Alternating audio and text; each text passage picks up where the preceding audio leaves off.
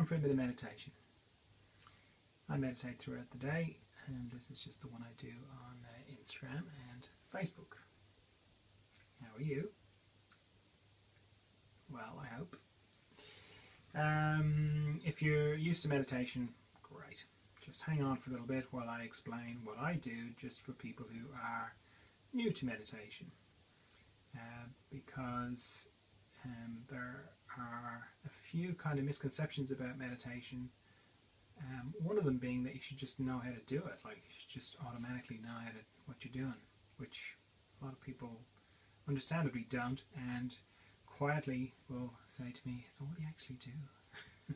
So this is what I actually do. So for me it starts with why I would meditate. I meditate to connect with a part of me that I normally connect to when I go to sleep, but it's unconscious. It's the part after I finish dreaming. I just go to sleep, I'm thinking, which turns into dreaming, and then dreaming, I drop out the bottom of dreaming into deep dreamless sleep. And I've no thoughts, I've no memory of that, where I go to. I've no personality. I don't know myself in the way that I normally know myself. I've got no body, I've got no stories, no house, no country, nothing. It's all gone. It's a bit like what I imagine death might be, or could be. And yet I love going to sleep. Most people do. And then when I wake up in the morning I feel refreshed. So somewhere, some part of me knows that wherever I go is good. And that's where I want to go to when I meditate. I just want to do it consciously. And to connect with that part of me, because there's no thinking there, it just doesn't seem like somewhere my mind can go. So I have to make an arrangement with my mind where I go, could you not think for the next 15 minutes please, because I'm doing some meditation. And my mind is like, yeah, I love meditation. I love the idea of meditation. I love the idea of being a meditator. I've read things about it. I've got concepts and ideas, and yeah, fully on board. So that's good. And then, so to stop thinking, I just, thinking is pretty much made up of thoughts and or pictures and sound. So if I turn off the pictures and I turn off the sound, that's it, I'm not thinking. So far so good. It gets a bit tricky because my mind is just really used to thinking, so it's very hard for it to stop, because from the moment I wake up to the time I go to sleep, I'm just thinking all the time. Even when I'm dreaming, it's kind of thinking. So for my mind to stop thinking for any length of time is really hard. So it would be like asking my body to stop breathing for 15 minutes. It's the same as asking my mind to stop thinking for 15 minutes. So that's fine. It just kind of highlights the difference between the intention of meditation and the practice of meditation. My intention is to go to this deep, mysterious, possibly eternal place. But the practice of meditation is continually discovering that I've started thinking again and bringing my mind back to not thinking over and over and over again. And I think that's where the confusion kind of comes from, where the misconceptions come from. Because the deep, dreamless, mysterious, calm, beautiful, blissful place, that's the bit that gets all the publicity to do with meditation. Not so much the practice of meditation, which is the continually bringing my mind back. Because if you didn't know that, you could get very irritated or feel like you were doing it wrong, or feel like you were just sitting there thinking all the time. Because, you turn off the pictures and turn off the sound, and then, very quickly you discover you're thinking, and you have to turn off the pictures and turn off the sound, and then you discover you're thinking, and you turn off the pictures and you turn off the sound, and it just goes on like that. So in the course of like this 15 minutes, I might have to do that 200, 300, 400 times. Doesn't bother me. I don't get irritated about it. I don't think I'm rubbish at meditation. I don't get frustrated. I know that's just the practice of meditation. Because doing that has a very powerful effect. Because every time particularly if I'm thinking about something very intensely, and it's very personal, and then suddenly I realize I'm thinking, and I'm like, oh, that's what I'm thinking, and I'm it's time for meditation. And I turn off the pictures, turn off the sound. Without sort of saying it overtly, I've gone from one instant being completely covered by the thought and feeling like I am that thought because it's about me. And then the next minute I'm looking at that thought going, oh, there I am thinking again. And if I am looking at my thought, then I couldn't be that thought. So I'm something else. And what that is reveals itself over time in meditation. And it's kind of very linked to the mystery. But just continually separating from my thoughts like that has a very powerful effect, particularly like if I do it 200, 300, 400 times. Now also the fact that you pause your day to meditate has a big effect. It stops the momentum of the day. So even if you're doing it first thing in the morning, it stops you charging into the day unconsciously. And if you do it in the middle of the day, it sort of puts a screeching halt onto a day, because days have momentum to them. The next email, the next thing to do, the next person to see, phone call to make, whatever it is you do, it all has momentum. So pausing to meditate is saying, I'm just going to take this 15 minutes out of this 18 hours that I am awake. I'm just going to take this little 15 minutes to focus on something deeper, possibly more real, possibly eternal. I'm just going to focus on that. That's powerful as well.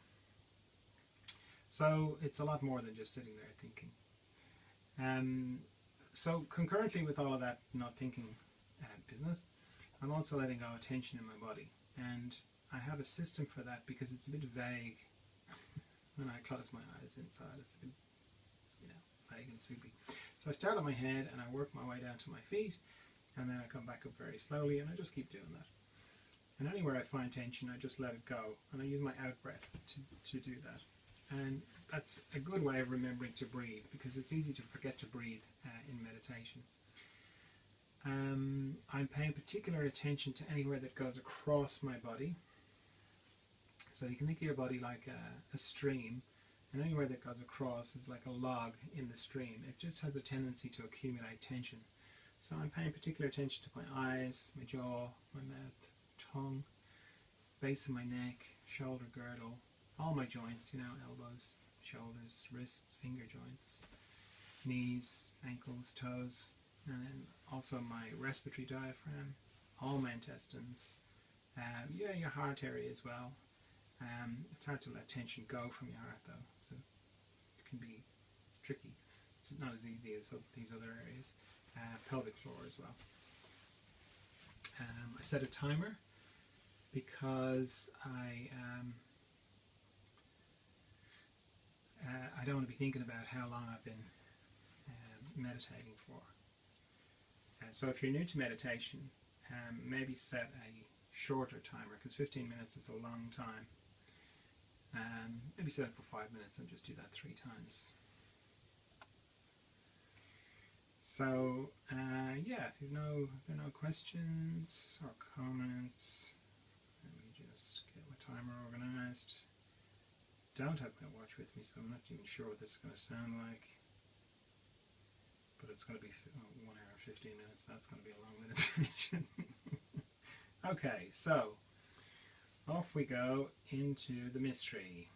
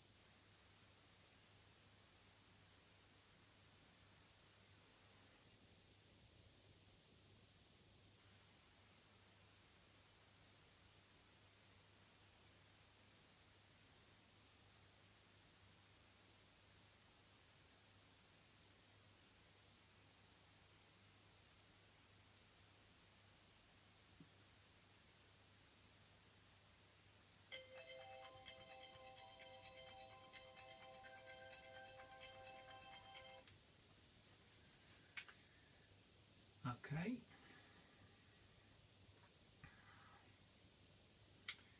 Hi Christy, hi Gloria, hi Patton, don't know if I pronounced that right. Okay, thanks for meditating with me, and maybe I will see you tomorrow for some more. Alright, bye bye.